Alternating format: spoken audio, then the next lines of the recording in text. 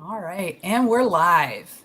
So I'd like to welcome everyone to Diakonos Solutions, to May's Ministry, Women in Ministry live broadcast. We have a Moms and Ministers panel today. I'd like to introduce the Reverend Dr. Karen Aiken and the Reverend Dr. Crystal Leedy, who will be joining us. I'm going to let them introduce themselves in just a minute. I'd like to make a few announcements about Diakonos Solutions. This is our last live broadcast. We're going to take the summer off and come back in the fall with some new programming. So if you have any ideas of what you would like to see in live broadcasts, please let me know. Go to the Diakonos Solutions website and you can drop me a message. We have doctoral scholarships that will, the applications will open up in June. If you know someone, if you know a woman pursuing doctoral studies, please send her our way. We require that you have completed your first year of doctoral studies, and currently our scholarship is at $500. And we make those determinations by August so people know when they're signing up for coursework in the fall that they have, if they've got scholarship money coming to them. We also are very excited. In January, we started a Stories Behind the Stoles initiative, knowing that that stoles are a visible way of sharing ministry when women are preaching. And we have started collecting stoles from women who either are no longer wearing their stoles, certain stoles if they want, or if they're retiring and they just don't need the collection that they've accrued over the years. Again, go to the website and I will send you the address where you can send your gently used stoles. But I would also like to announce that we are going to be we're starting a collaboration with Carrot Top Studio and the artist Jenny Gallo to collaborate with if women would like to purchase new stoles, and how that will benefit the women and the Diakonos Solutions Scholarship Fund. Let's see. Oh, and then the usual stuff.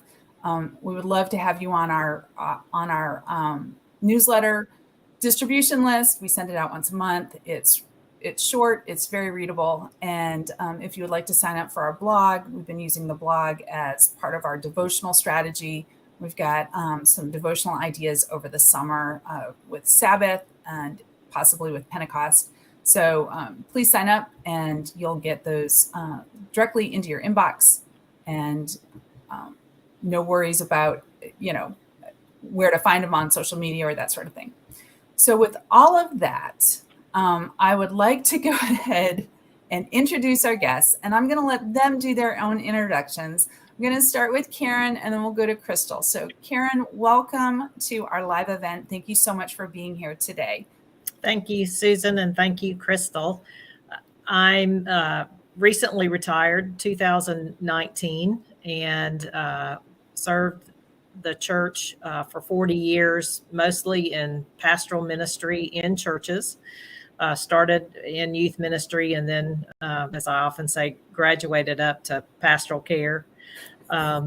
Raised two daughters who are now young adults, both of whom serve the church in different capacities.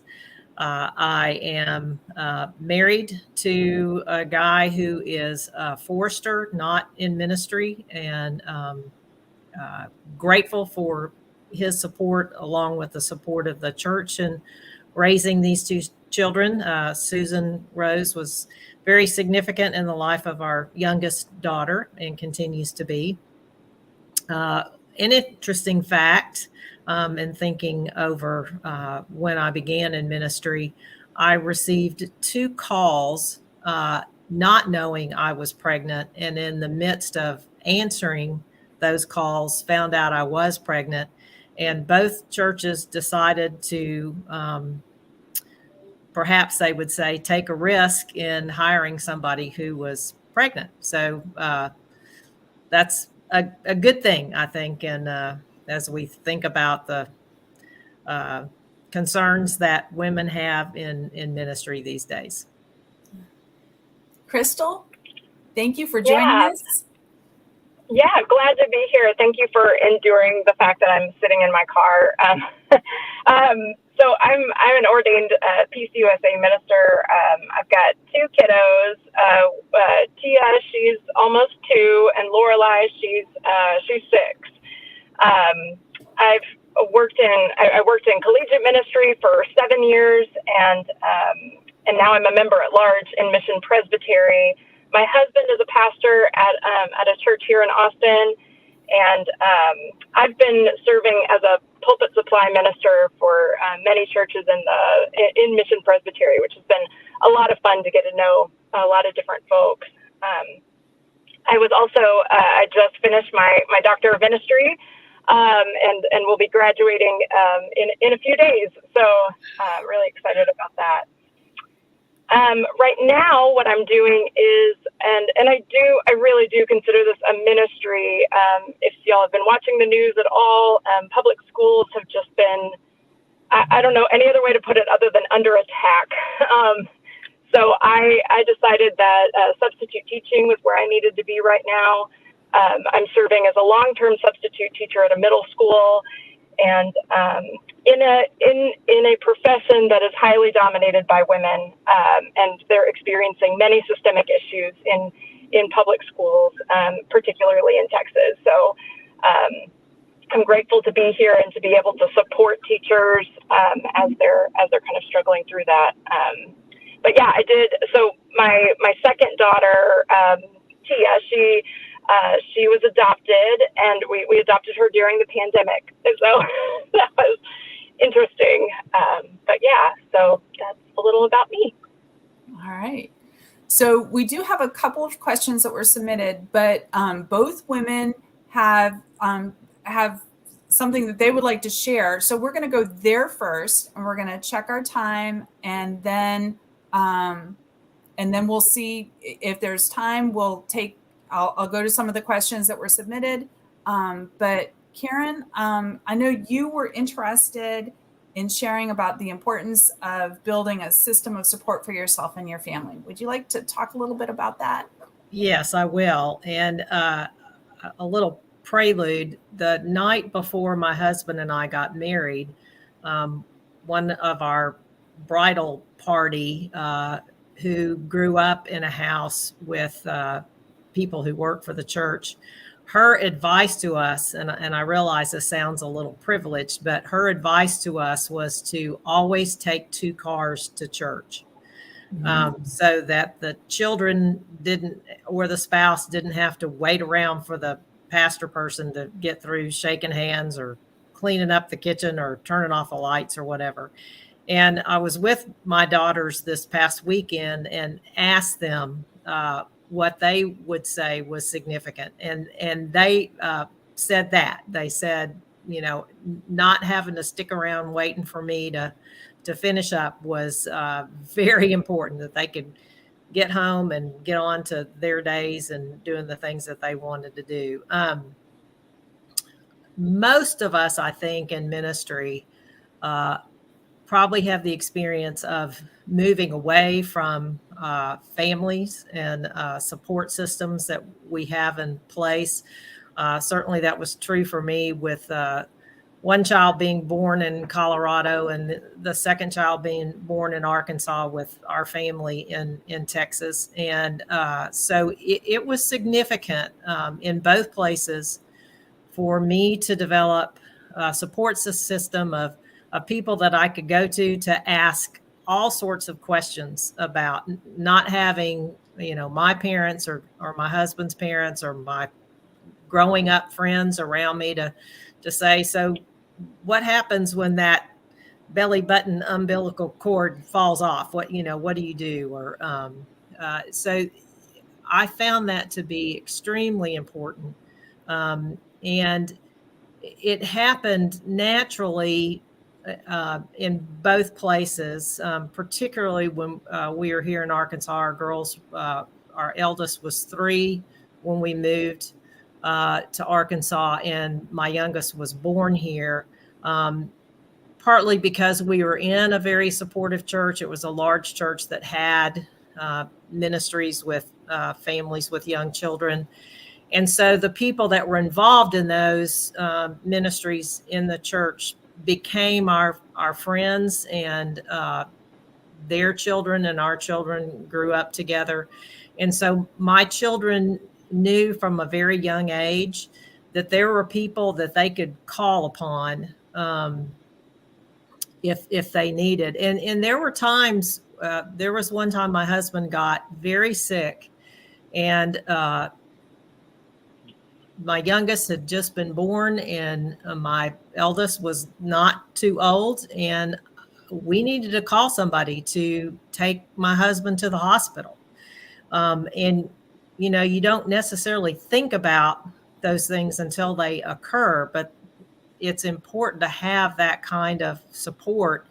You know, there were times where there were emergencies at the church, and I couldn't get away, and my husband couldn't get away from his job. And it was important to have a list in my head and in his head of people that we could call to say, hey, can you go pick up so-and-so at this place and take her to that place? And then as they got older, one of the things that became important to us was if for some reason, when our children were, let's say, in their teens, if they were someplace and they didn't feel safe, or there was something that happened where they needed somebody and they couldn't reach us, or perhaps even because they didn't want to reach us, we felt it important to name to them some other adults in the community that they could look to for safety for whatever reason. And those relationships have continued in their lives, and they're people that they still admire and reach out to and have conversations with. And so I would stress the importance of developing those support groups. And even though some of them come along naturally, to do it intentionally, and to be able to say to your children at all stages in their life, here are the people, you know, particularly if you don't have family around, here are the people who are your people. They're the people who are your safety net people, and our safety net people. Mm-hmm. Mm-hmm. Yeah. I know we had in our church in Arkansas, I wouldn't have been able to complete my MDiv without members of the church that took our children because I was commuting and my husband traveled. And, you know, we had neighbors, we had church members. And so these were surrogate grandparents to our children. And where I felt the mom guilt of I'm leaving my babies, I mean, they were elementary school. They were having a blast. Yeah. We're having a blast, you know, like Miss Pat let me have 2 Cokes at dinner. I'm like, well, Miss Pat's going to regret that. Yeah. or, you know, this is what we had for breakfast, which is bigger than any Sunday, you know, or Saturday breakfast we would have ever cooked in spare time. Anyway, so yes, I agree that, you know, having that beloved community is really important, and it's precious when it happens. Mm-hmm. Crystal, do you want to? Yeah. I know you wanted to share about systemic issues underlying narratives that continue to plague moms in ministry and the culture as a whole. Yeah. So I think what I want to say kind of dovetails really nicely that. So, I mean, as we all know, we were made for community. We worship a God who is a communal God, and I really think that having those support groups are extremely important. And Unfortunately, because our American society is so individualistic, the cultural message that we're receiving is do this on your own. You can handle it. Just, if you're feeling something, just push it down and move forward. And that's not, I don't know that that's the best way to live. I think that what y'all are talking about building a community of support around yourselves is extremely important for us as individuals and for those other people that get the chance to interact with our families and with our children. That is incredibly important. Plus, having a community of moms just in general can help support us as individuals because we are still people, which I think a lot of people forget. It's like all of a sudden, and women struggle with this all the time. We struggle with, I am in this specific role rather than I am a human being. So like, I am a wife, I am a mother, I am I am, doing the specific profession. I think that we often struggle with, we also need emotional support as a human being. Like we can't do this on our own, which I think should be really a message that the church is shouting loudly, that we are offering a community of people that are willing to accept and celebrate you as a person. Because I also think cultural messages about like what you mentioned, Susan, about mom guilt. It's like that's a thing, but it's because of cultural expectations that we experience that. And, we think that, when we're at home, I need to be at work. And when we're at work, it's like, I need to be at home. And that kind of splitness constantly is not something that traditionally men have experienced who have children, which is really unfortunate because they are also often co-parents alongside of us. And so I struggle with these cultural messages that we are receiving, and the church needs to be combating those messages and offering an alternative way of viewing ourselves and viewing our families, not as a burden on the church, but as a welcome part of the church, that children should be welcomed into the church, and us as mother ministers should also be welcomed into the church. When my husband and I were deciding to adopt, one of the things that you have to do is to be able to come up with why are you adopting? And I thought about that for a very long time. And one of the things that I came up with was I want to increase my own compassion.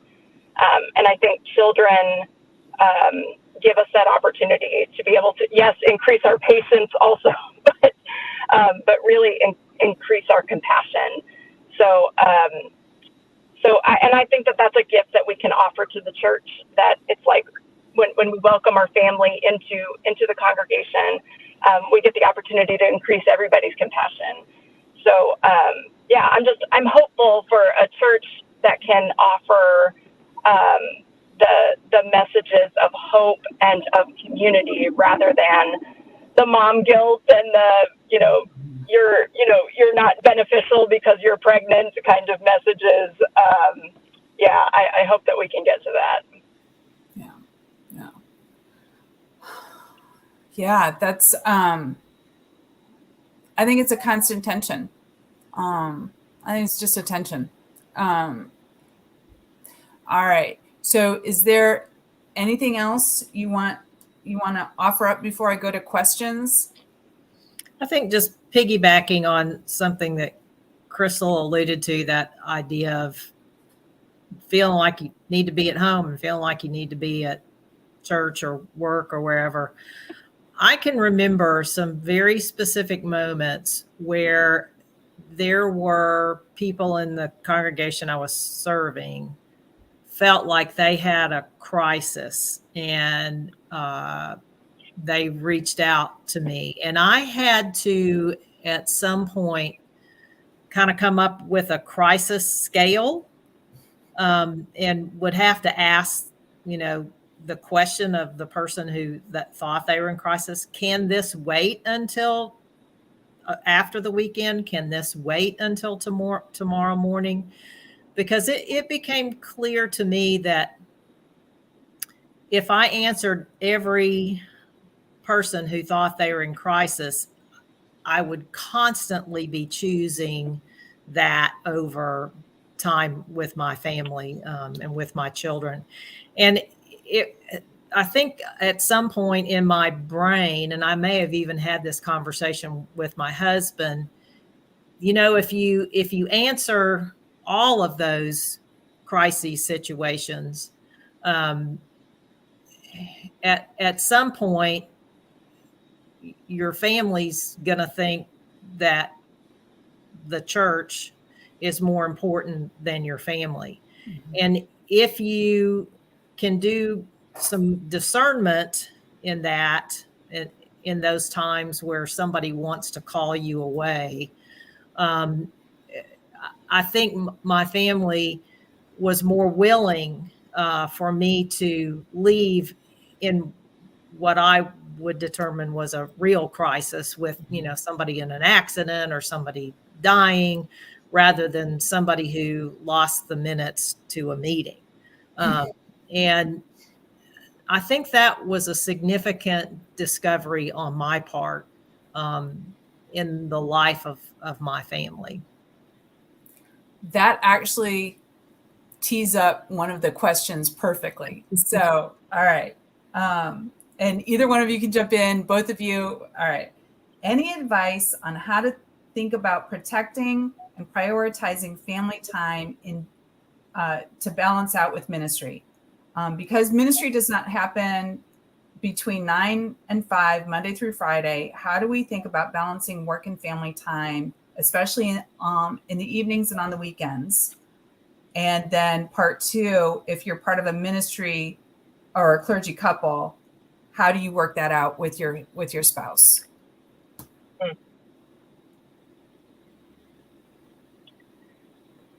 I just to talk about the clergy couple piece.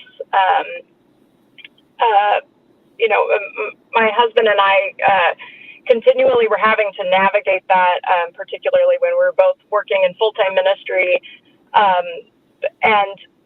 I think honestly, like I hate saying this because I want to be able to offer some kind of encouragement, but I think it really is a case-by-case basis. Like Karen said, it's like you need to respond to emergencies when they're actual emergencies, and then let the church be the church, and let the church, handle some of those things that maybe are urgent, but not necessarily an emergency. But yeah, being able to kind of, figure out your routine with your spouse if you're in a clergy couple is extremely important, and then being extremely flexible, because as we all know, ministry changes on a dime. So 1 minute you could be going in one direction, and the next minute you're going in the complete opposite direction. So I think it's just about extreme communication, probably over communication with your spouse,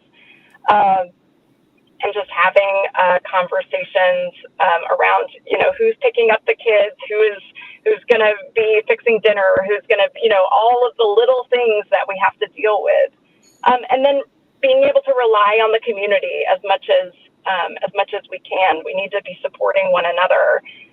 The minister is not the Lone Ranger who takes the church and moves them forward. It's everybody is moving together. So yeah. And I think there's that communication piece with your spouse and with your children is very significant. And I think also prioritizing with your children and with a spouse. What are the important events that need to be attended to, whether it's a child's event or the spouse's event or the pastor's responsibility to the church? And really having, I think we kind of had some kind of hierarchy, and I can't really articulate what that was, but I will tell you now that I'm retired and perhaps older and wiser, I will probably never say I wish I'd gone to another committee meeting, but I am sure that there are some regrets about not going to sporting events or recitals or that kind of thing. And so I think it's important to really ask children if they are able to articulate themselves. You know, where do you need or would you like me to be? And to ask the question. I think, you know, we just kind of assume we've got to be at all those committee meetings. And the fact of the matter is that we don't. Or, I mean, I can remember being given permission by another pastor. I was very frustrated at I hate to say it, but a Presbyterian women's meeting where they spent 45 minutes talking about tablecloths.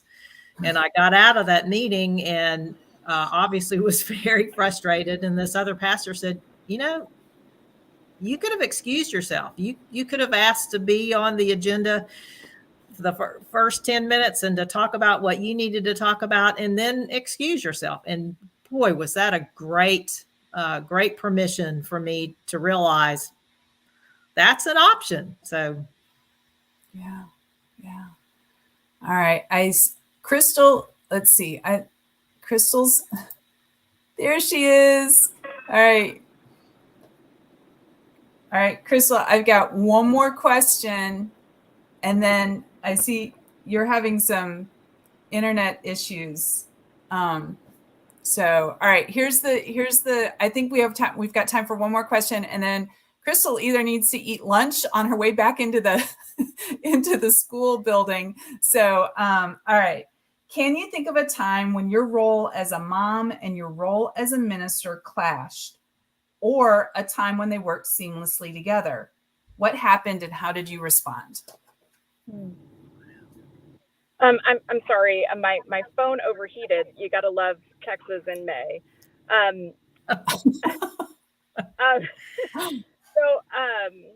So a time when my role as a mom and role as a minister clashed.